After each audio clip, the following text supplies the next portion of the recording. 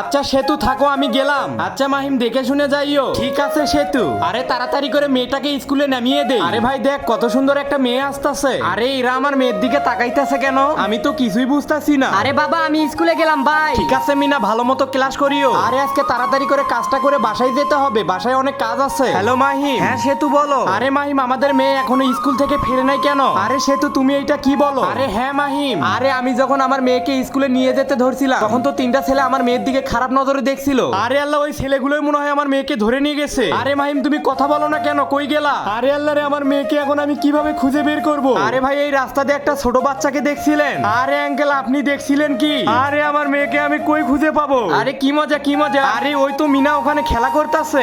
এরপর কি হলো সেইটা দেখার আগে নিচে সাদা কালার সাবস্ক্রাইব বাটনের উপর যে ক্লিক করবে তাদের মা বাবা যেন অনেকদিন বেঁচে থাকে। আর যারা ভিডিওতে লাইক করে দিবে তাদের মনের আশা যেন পূরণ হয়ে যায়, আমি দোয়া করে দিলাম। আরে বাবা আমার ভুল হয়েছে, আমাকে ক্ষমা করে দাও। আরে মিনামা তুই জানিস না তোর মা আর আমি তোকে কতটা ভালোবাসি। মিনামা তুই যেন এই কাজ আর কখনো করিস না মা, তুই ছাড়া আমাদের কেউ নাই।